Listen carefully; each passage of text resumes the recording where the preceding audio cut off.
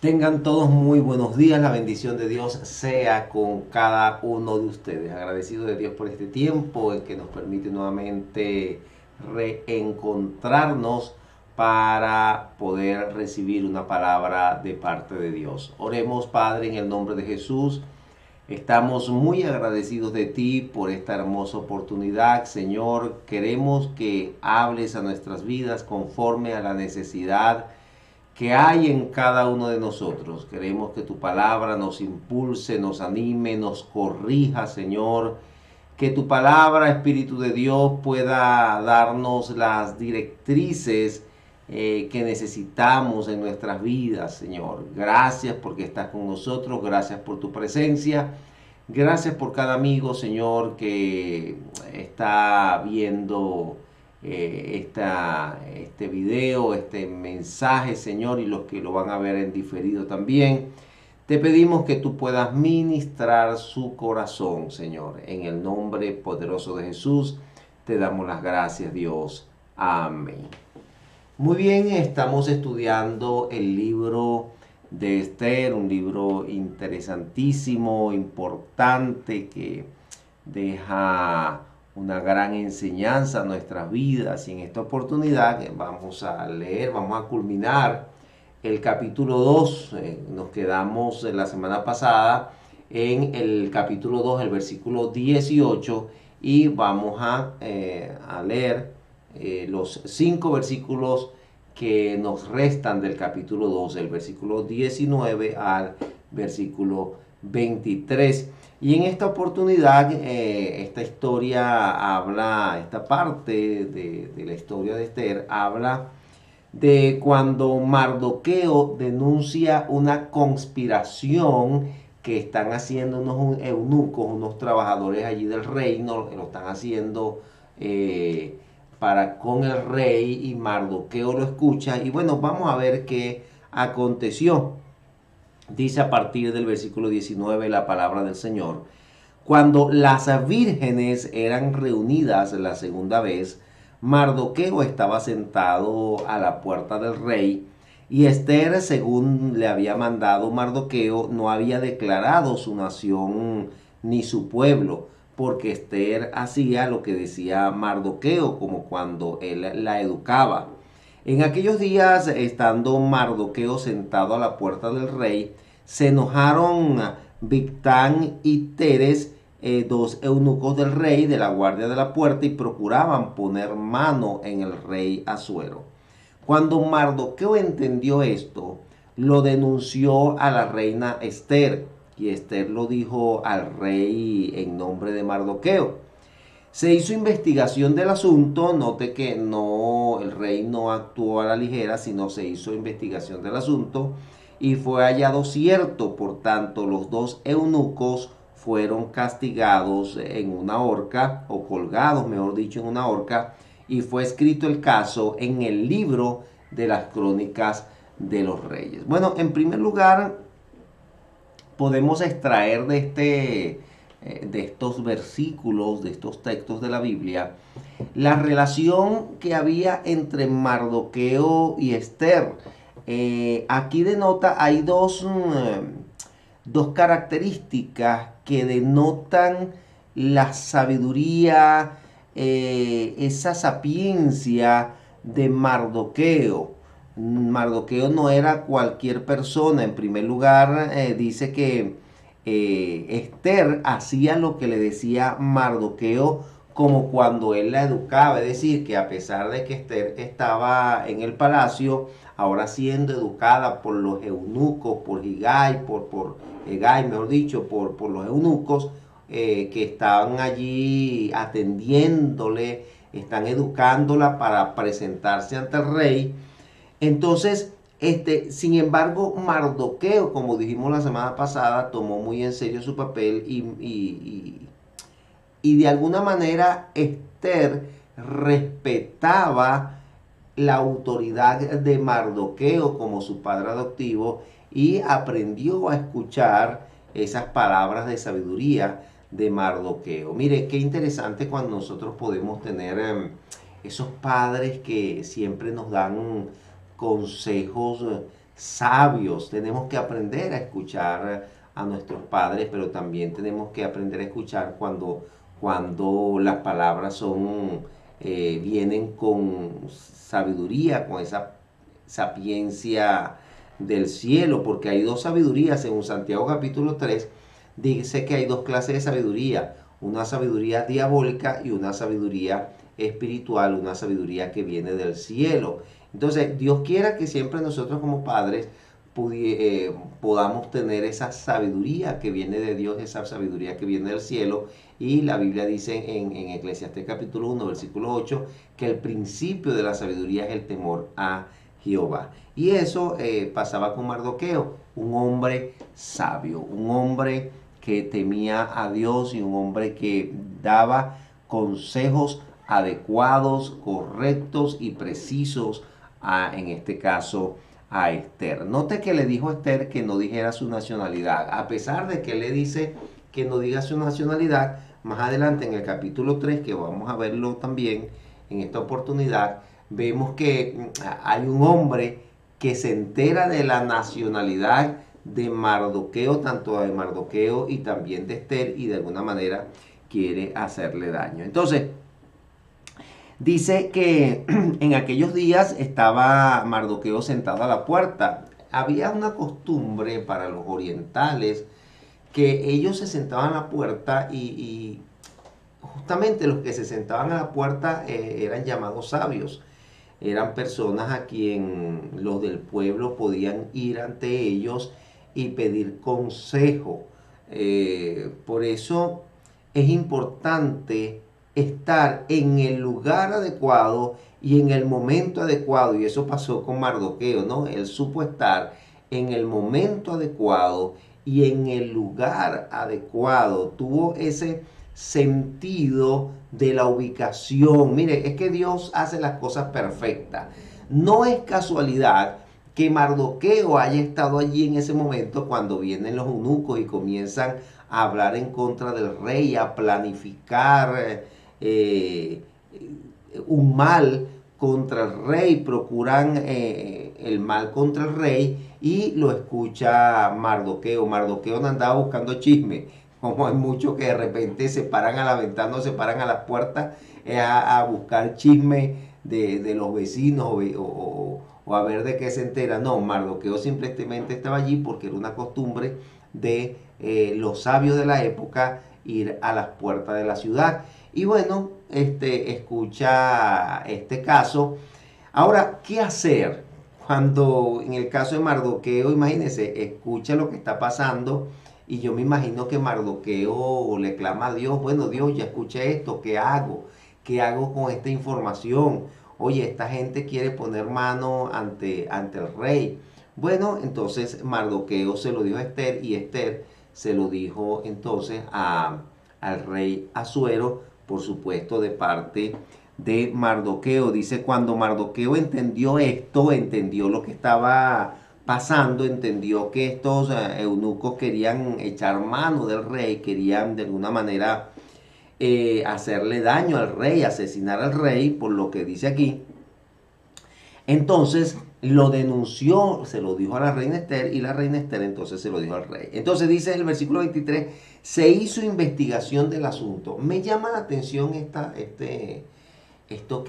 parte que dice, porque el rey no actúa a la ligera. Si hay una denuncia, lo más lógico es que haya una investigación para verificar si realmente eso que estaba diciendo Mardoqueo era cierto, porque entonces, imagínense, cualquiera podía venir y colocar una denuncia, y entonces se podía ahorcar a personas inocentes. Entonces, estos pueblos y este rey, a pesar de que era un rey pagano y un pueblo pagano, en este sentido actuaba con justicia y actuaba con sabiduría, no emitiendo un juicio a la ligera. Y mire, esto nos enseña a nosotros en gran manera, no emitir juicios en gran manera. De hecho, Pablo le aconseja a Timoteo en la primera carta a Timoteo, capítulo 5, dice, no admitas acusación contra un líder de manera a la ligera, sino hay testigos, es decir, que Pablo le recomienda a Timoteo que deberían haber 2 o 3 testigos. Si no hay 2 o 3 testigos del hecho, entonces no puedes admitir acusación de alguna persona. Hay personas que de repente vienen a decirle algo y le dicen, mira, te voy a decir esto de alguna persona, de tal persona, pero no le vayas a decir que fui yo que te lo dije, porque no me quiero meter en problemas. Quiero decirle que eso ya entra en el nivel de los chismes. ¿Por qué? Porque si yo te voy a dar una información acerca de otra persona, porque entonces te voy a decir, yo no me quiero meter en problemas y no quiero que él sepa que yo te lo dije. No, si de alguna manera yo estoy haciendo una denuncia, entonces tengo que también servir de testigo. ¿Por qué? Porque así lo establece la ley. Yo no puedo acusar a alguien si yo no tengo testigos. Y la Biblia, de igual manera, inclusive dentro de la ley, también estaba establecido, en la ley bíblica estaba establecido que tú no puedes acusar a nadie, no puedes, admitir acusación de nadie si no tienes testigos de la situación. Entonces, si no hay testigos, simplemente hay que dejar las cosas así.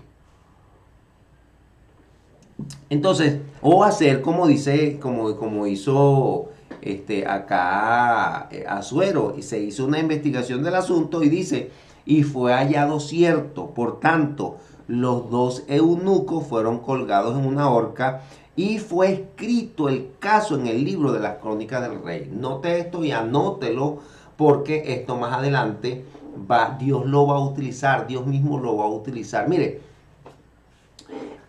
para Dios no hay casualidades ni suerte, hay causa y propósito. Hay personas que dicen de repente, ay, qué suerte tuvo, le dieron el empleo, o qué suerte tuvo, le regalaron una casa, o qué suerte tuvo Mardoqueo, estaba precisamente allí en ese momento para escuchar lo que decían los eunucos, el plan, descubrir el plan que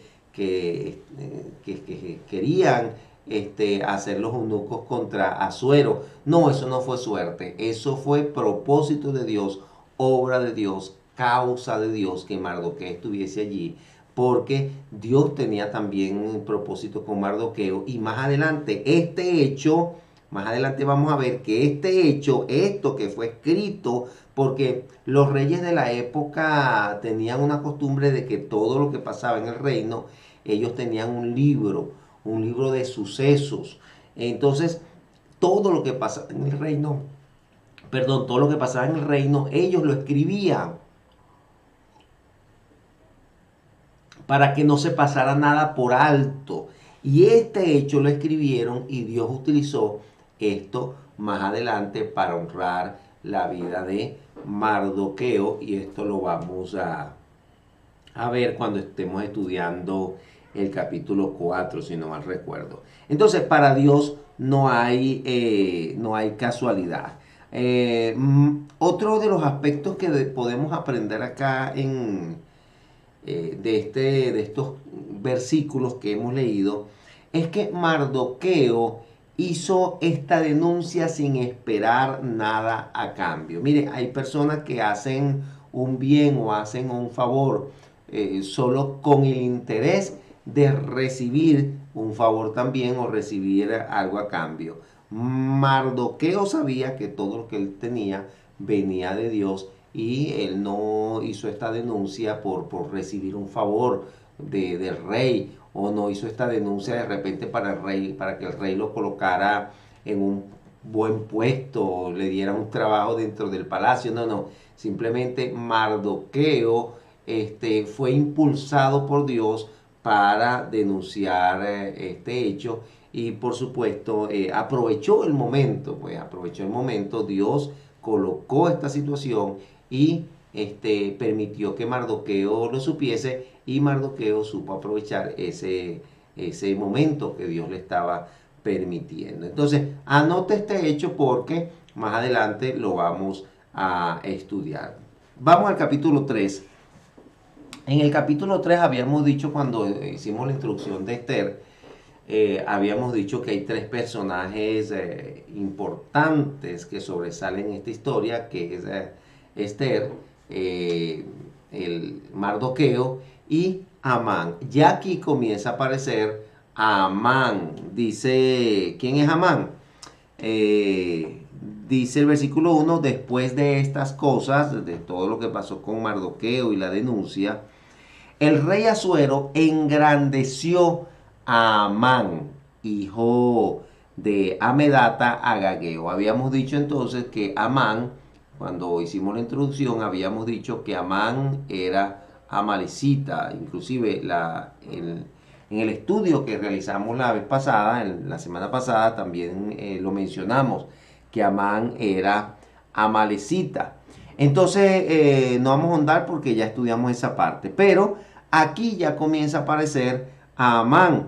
Dice, y lo honró y puso su silla sobre todos los príncipes que estaban con él. Le dio honra, le dio un lugar, le dio autoridad. Ahora, usted quiere conocer el verdadero carácter de una persona, su verdadera intención, su verdadera cara, su verdadera actitud, porque las personas pueden aparentar ser muy buenos, muy benévolos, pueden aparentar una cosa, pero usted quiere saber realmente quién es verdadera, quién es realmente. Bueno, dele autoridad, dele poder. Allí usted va a conocer quién es realmente. Y eso pasó con Amán. Cuando Amán lo colocan en autoridad, cuando le dan poder, cuando lo colocan en un puesto importante, entonces aquí Amán comienza a utilizar su puesto de autoridad de alguna manera, comienza a mal utilizar su puesto de autoridad y comienza más bien a promover, en este caso, maldad. Dice el versículo 2, y todos los siervos del rey que estaban a la puerta del rey se arrodillaban y se inclinaban ante Amán. Era una costumbre pagana de que inclusive en muchas oportunidades los reyes, los emperadores, hacían que las personas se arrodillaban, porque recordemos que ellos se consideraban unos dioses. Los emperadores, los faraones, los reyes de la época, ellos se consideraban dioses. Entonces mandaban a las personas en muchas oportunidades a que se arrodillaran. Inclusive pasó con Nabucodonosor, que levantó una estatua de él y mandó a que todos se arrodillaran ante la estatua de Nabucodonosor. Entonces eso pasaba mucho. No fue solamente con el rey Asuero, no fue solamente con Amán. No, eso era una tendencia de los pueblos paganos. Ahora dice, después de esta, y todos los siervos del rey estaban a la puerta del rey, se arrodillaban y se inclinaban ante Amán, porque así lo había mandado el rey. Pero Mardoqueo ni se arrodillaba ni se humillaba. ¿Por qué? Recordemos que para los judíos el arrodillarse era y es todavía símbolo de humillación y adoración a Dios.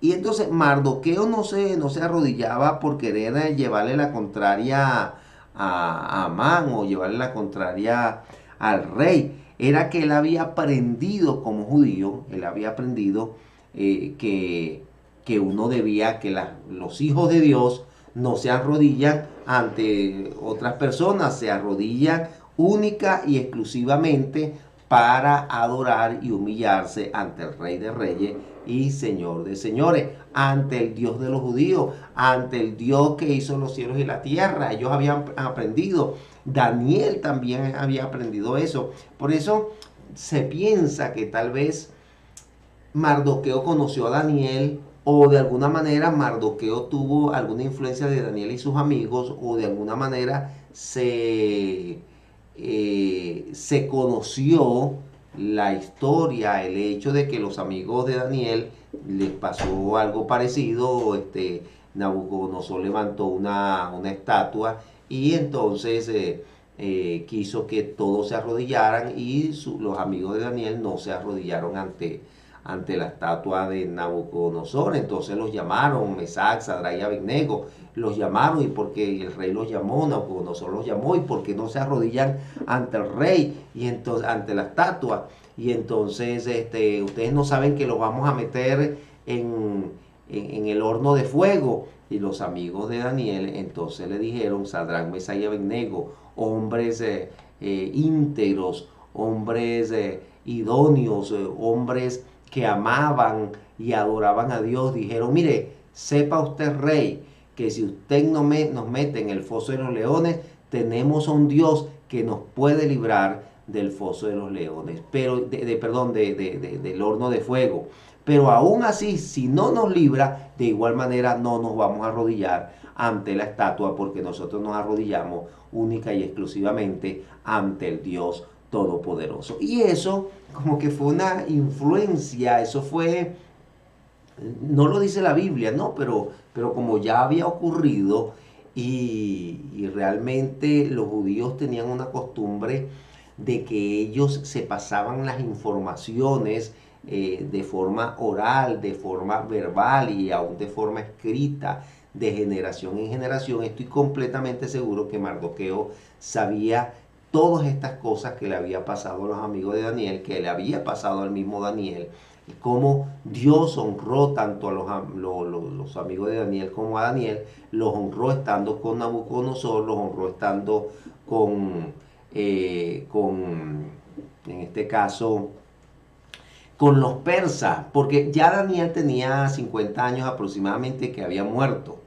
cuando sucedió esto, pero de alguna manera Daniel había dejado un legado. Daniel y sus amigos y esas personas que tuvieron temor de Dios habían dejado un precedente. Y entonces aquí vemos a Mardoqueo que dijo: no, si aquellos no se arrodillaron ante la estatua para honrar a Dios, yo también tengo que honrar a Dios. Ellos han sido mi ejemplo. Miren, nosotros tenemos que ser de ejemplo para las generaciones que se vienen levantando. Nosotros tenemos que dejar un legado de amor a Dios. Yo siempre oro y le digo a Dios: Dios, ayúdame a enseñar a mis hijas a amarte con todo el corazón. Y por supuesto, tiene que comenzar con mi ejemplo. Si ellas ven en mí que yo amo a Dios de todo corazón, ellas también van a aprender a amar a Dios de todo corazón. Entonces nosotros tenemos que dejar legados de amar a Dios, de honrar solamente a Dios, de humillarnos solamente a Dios, de servir a Dios. Tenemos que dejar ese legado en las generaciones que se vienen levantando. Entonces, Mardoqueo había aprendido que él se arrodillaba única y exclusivamente ante el Rey de Reyes y Señor de Señores, y no se iba a arrodillar ni ante el rey ni ante Amán. Entonces no lo estaba haciendo por odiosidad, no lo estaba haciendo por llevar la contraria, lo estaba haciendo por sus principios, por su convicción, por lo que él había aprendido. Y mire, nosotros tenemos que aprender, mis amados hermanos, a tener convicción y a saber en quién hemos creído. La Biblia no menciona, cuando hablamos de Daniel, cuando hablamos de sus amigos, Sadrach, Mesach y Abednego, hablamos de Daniel, la Biblia no menciona qué pasó con los otros príncipes que habían traído de Jerusalén. Pero sí estoy seguro que muchos no actuaron como actuaron los amigos de Daniel, que dijeron: nosotros no nos vamos a arrodillar ante la estatua, porque nosotros nos arrodillamos únicamente ante el Dios Todopoderoso. Tal vez hay muchos príncipes que habían traído también la enseñanza de que hay que humillarse ante Dios, pero estoy seguro que muchos de los príncipes y muchos de los judíos se arrodillaron ante la estatua de Nabucodonosor por temor, por miedo, por el que dirán, por qué sé yo, por tantas cosas y por tantas excusas, eso quiere decir que no había convicción. La Biblia dice allí mismo en Daniel capítulo 1 versículo 8 que Daniel propuso en su corazón no contaminarse con la comida del rey. ¿Por qué? Porque la comida de los reyes en aquel momento eran comidas sacrificadas a los ídolos y él propuso en su corazón ser fiel a Dios. Entonces, él tenía convicción en quién había creído. Mire, nosotros tenemos que tener convicción. Y la convicción trae honra. La convicción nos ayuda a saber cómo actuar en situaciones apremiantes, así como le pasó a Mardoqueo. El saber que nosotros tenemos un Dios que puede librarnos, como le pasó a Mardoqueo, que puede sacarnos de los apuros, y aún si no nos saca del apuro y permite que muramos en ciertas y determinadas situaciones, de igual manera Él sigue siendo Dios todopoderoso, Rey de reyes y Señor de señores, y solamente Él se merece nuestra humillación y nuestra exaltación. Entonces dice el versículo 3: y los siervos del rey que estaban a la puerta preguntaron a Mardoqueo: ¿por qué traspasas el mandamiento del rey? Aconteció que hablándole cada día de esta manera y no escuchándolos él, lo denunciaron ante Amán para ver si Mardoqueo se mantendría firme. Mire, lo denunciaron después de haberle dicho tanto. Él pudo haber claudicado, él pudo haber cedido. Sin embargo, se mantuvo firme. Dice, para ver, lo denunciaron ante Amán, para ver si Mardoqueo se mantendría firme en su dicho, porque ya él les había declarado que era judío. Ahora, mire, las personas van a probar nuestra fidelidad. Las personas van a probar nuestra convicción. De repente tú te acercas a un grupo de personas que saben que tú eres cristiano y te van a ofrecer una cerveza, van a incitarte a decir una grosería, o van a incitarte a tener una actitud contraria a los principios de Dios.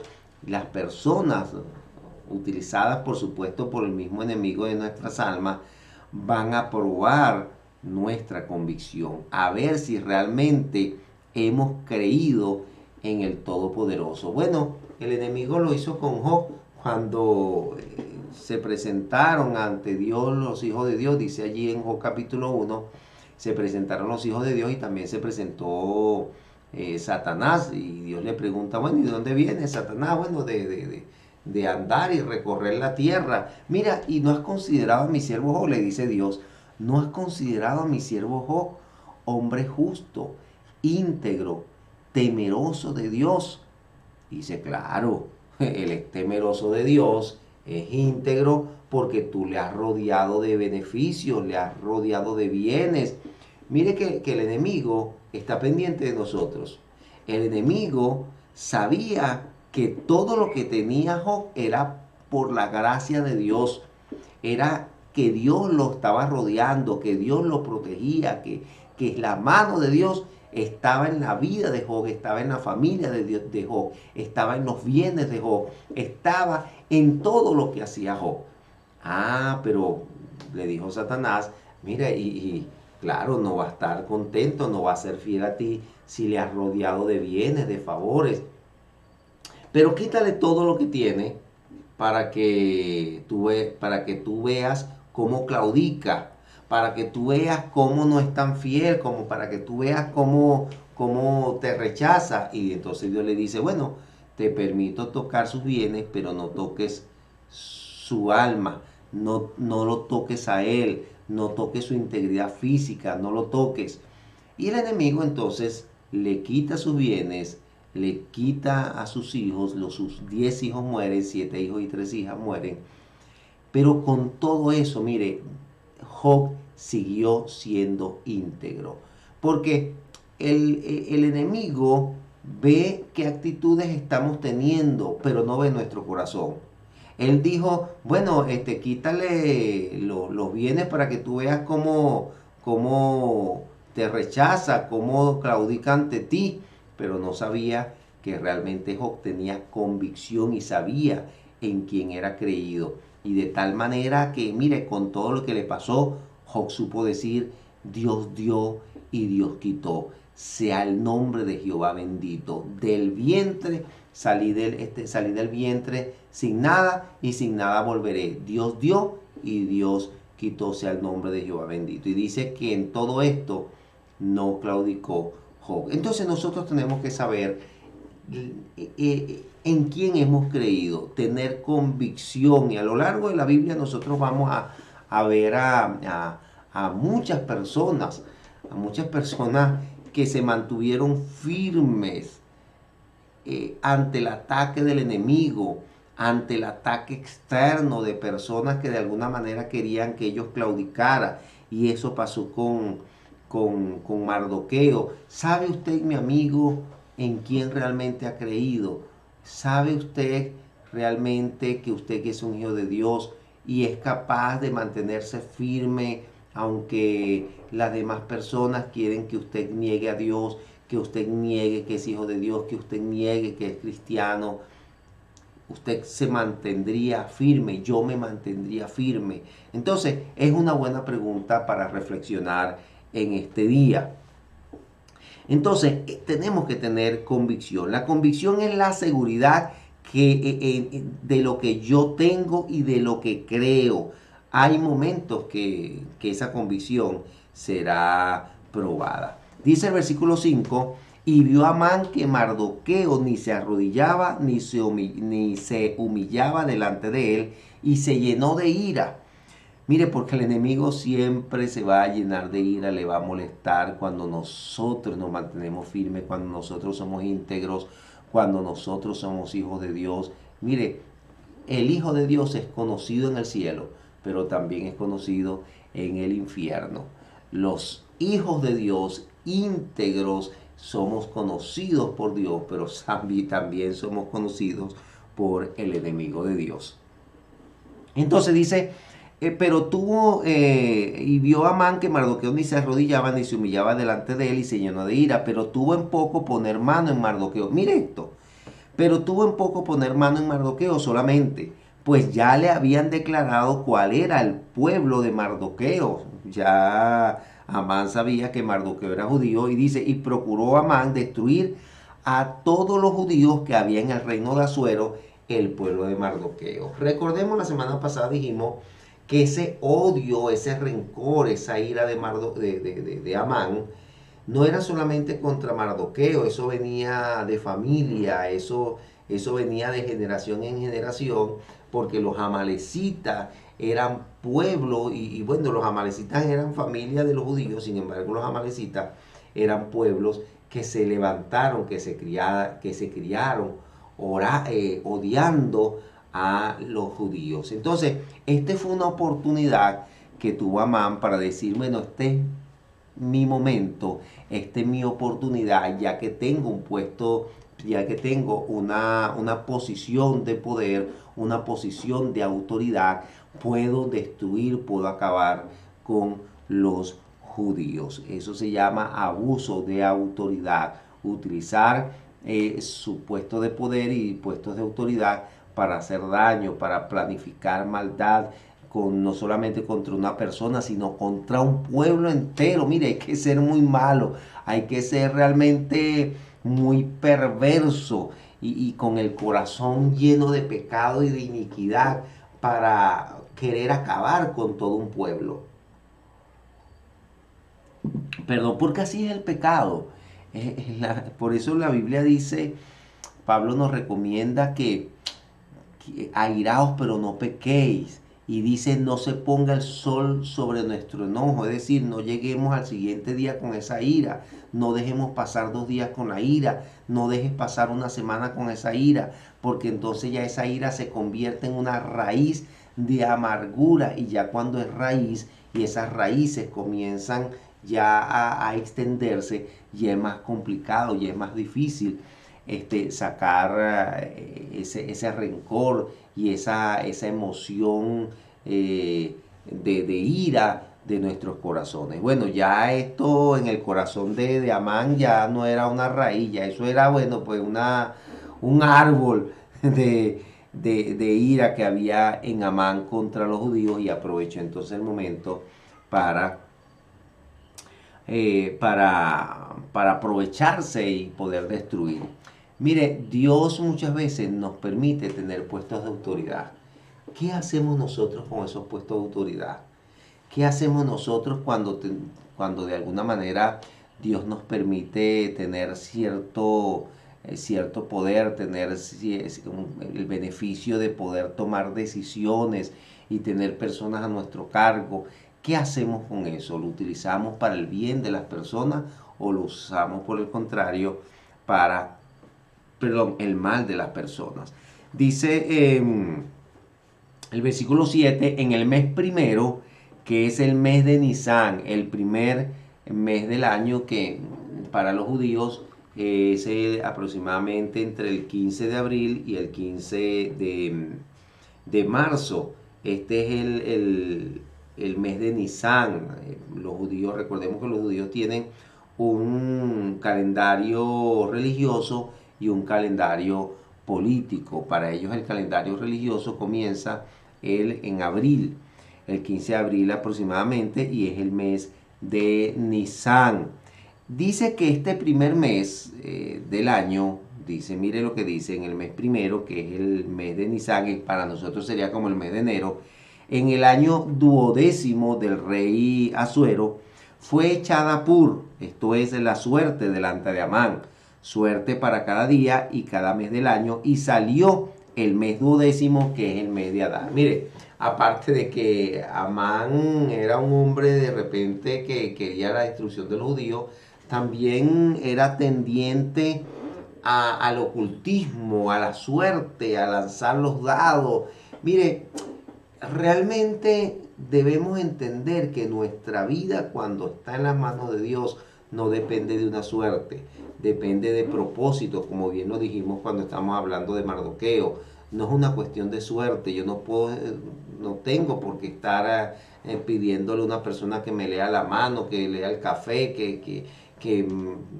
leyendo el horóscopo. No, mi suerte, mi vida está sustentada y anclada es en el Dios eterno, en el Dios que tiene nuestro presente, nuestro futuro en sus manos. Entonces, ¿para qué yo ya voy a estar buscando suerte? Eso le pasó a Mardoqueo. Lo que no sabía él, que en esos 12 meses del año, porque el mes de Adar justamente es el mes duodécimo, el mes 12, como que si fuera de nosotros, bueno, en el mes de enero, Amán comenzó a echar suerte, y resulta que en la suerte le dijeron, mira, el mejor mes para tú hacer las cosas, el mes de tu suerte es el mes de diciembre, es el mes 12. Entonces deja como todo para hacerlo en el mes 12, porque supuestamente es el mes de su suerte. Lo que no sabía él era que Dios estaba haciendo otros planes y que el enemigo le estaba diciendo a él que su suerte era para el mes 12, pero sin embargo no sabía que su muerte iba a llegar antes de esto. Entonces, dice en el mes primero, que es el mes de Nisan, el año duodécimo del rey Asuero, fue echada Pur, esto es la suerte delante de Amán, suerte para cada día y cada mes del año, y salió el mes duodécimo, que es el mes de Adar. Y dijo Amán al rey Asuero, hay un pueblo esparcido y distribuido entre los pueblos en todas las provincias de tu reino, y sus leyes son diferentes de las de todo pueblo, y no guardan las leyes del rey. Mire cómo acusan, ¿no?, los judíos de alguna manera de ser personas rebeldes, de ser personas que de alguna manera iban a ser como una piedra en el zapato para el rey. De esa manera lo presenta Amán y dice, y no guardan las leyes del rey, y al rey nada le beneficia el dejarlos vivir. Dice, si le place al rey, decrete que sean destruidos, y yo pesaré 10.000 talentos de plata a los que manejan la hacienda para que sean traídos a los tesoros del rey. En otras palabras, mire, mi rey, este pueblo, hay un pueblo que no le beneficia en nada, que es mejor morir, y yo entonces como que voy a darle una recompensa de mis bienes, voy a darle una recompensa. Pero el rey no quiso. Dice El versículo 10, entonces el rey quitó el anillo de su mano. El anillo era como ese símbolo de autoridad que las personas escribían leyes, y cuando colocaban el anillo, entonces ese anillo representaba que esa ley era cierta. Es como hoy en día decir, bueno, se puede emitir una ley, pero hasta que no salga en Gaceta, esa ley entonces no es valedera. Ya cuando sale en la Gaceta, entonces ya es certera, ya se puede dar el ejecútese. Entonces lo mismo era para estas leyes, en este tiempo. Cuando se colocaba el anillo del rey, el sello del anillo del rey, eso era el ejecútese de la orden que se había emitido. Entonces, dice entonces el rey quitó el anillo de su mano y lo dio a Amán, hijo de Amedata, Agageo, enemigo de los judíos. Bueno, le dio el arma contra los judíos, le dio mayor autoridad porque le dio el mismo anillo.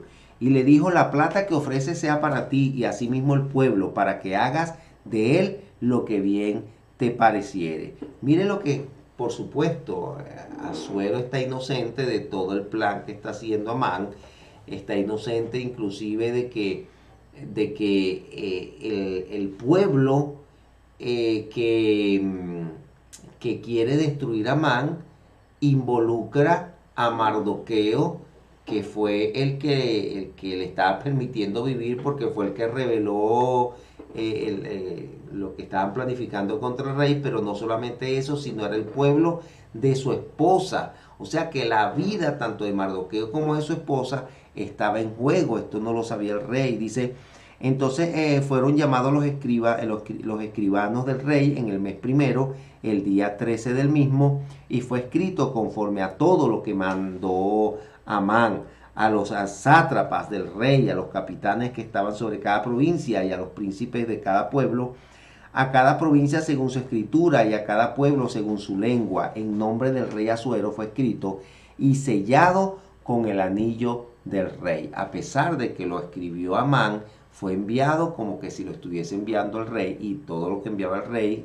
con el anillo, eso no era revocable. Es decir, que si el rey emitía un edicto, una ley, que los judíos debían morir para el mes 13 del mes 12 de ese año, el día 13 del mes 12 de ese año, eso debía cumplirse. Es decir, que las personas o los del reino o los persas podían ir y matar a los judíos.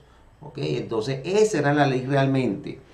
La ley realmente lo que decía era que cualquier persona, qué sé yo, que si el vecino le tiene rabia a un judío, puede ir y matar al judío con toda confianza y no va a ser no va a ser acusado por ese delito, por ese homicidio.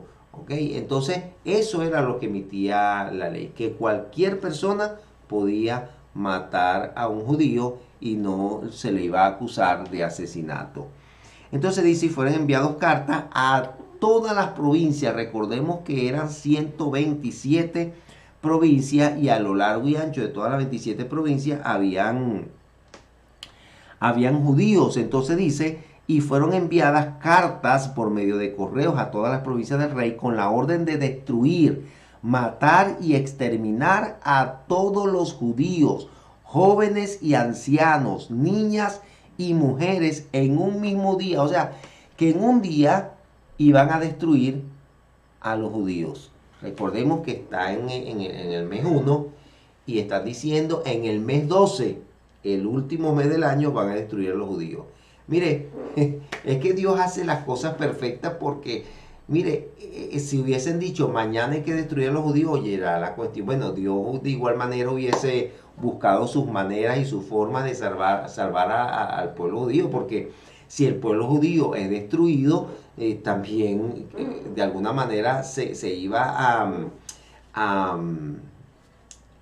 a truncar el plan de Dios. ¿Por qué? Porque de los judíos iba a nacer Jesús, de la simiente de David iba a nacer el Rey de Reyes, iba a nacer Jesucristo. Entonces, destruyendo a todos los judíos, se destruía también el plan de Dios y Dios no iba a permitir eso. Entonces, de alguna manera, Dios siempre iba a intervenir en todas estas planificaciones que hubieron para destruir a los judíos, porque no solamente hubo esta, hay muchas planificaciones, hasta hoy en día pues hay planificación para destruir a los judíos. Sin embargo, Dios, el pueblo judío es el pueblo de Dios y Dios tiene planes para ellos. Y por supuesto, si Dios tiene planes para ellos, Dios siempre va a destruir cualquier otro plan que quiera intervenir. Dice, entonces la orden era destruir, matar y exterminar a todos los judíos jóvenes y ancianos, niños y mujeres un día, en el día 13 del mes, perdón, del mes 12º, que es el mes de Adar, y de apoderarse de sus bienes. Es decir, mato a un judío y puedo tomar en la casa, puedo tomar todo lo que está en esa casa. Ahora, el versículo 14 y 15 dice, la copia del escrito que se dio por mandamiento en cada provincia fue publicada a todos los pueblos a fin de que estuviesen listos para aquel día. Y salieron los correos prontamente por mandato del rey, y el edicto fue dado en Susa, capital del reino. Y el rey y Amán se sentaron a beber, pero la ciudad de Susa estaba conmovida. Mientras toda la ciudad estaba conmovida, todo el reino estaba conmovido, ellos simplemente estaban disfrutando y estaban gozándose del mal de los otros. Mire, qué triste que hayan personas de esta manera, con esta actitud, que se ríen del mal de otras personas. Qué triste, ¿verdad? Cuando Dios nos llama más bien a ser de bendición a todas las personas. Y eso debemos aprenderlo. Si nosotros somos hijos de Dios, debemos actuar como hijos de Dios, pues. Debemos actuar con ese mismo carácter de Dios, con esa misma, porque nosotros fuimos hechos a imagen de Dios, es decir, esa imagen moral de amor, de bondad. Lo natural, mire, lo natural en el ser humano, como parte de esa imagen de Dios, es que podamos desarrollar, podamos manifestar el amor, podamos manifestar la benevolencia, el ser bueno. Hoy en día, lamentablemente, pareciera que el que es bueno es extraterrestre. El que manifiesta amor, el que manifiesta integridad en su vida, ese es el que está mal. Porque lo natural hoy en día es que la gente sea mala, es que la gente se vengue, es que aquel me ofenda y yo lo ofendo más, es que aquel me hace mal y yo le hago algo peor. Pero cuando nosotros comenzamos como hijos de Dios a actuar de una manera diferente, así como Jesús dijo, oye, ¿qué beneficio tenemos qué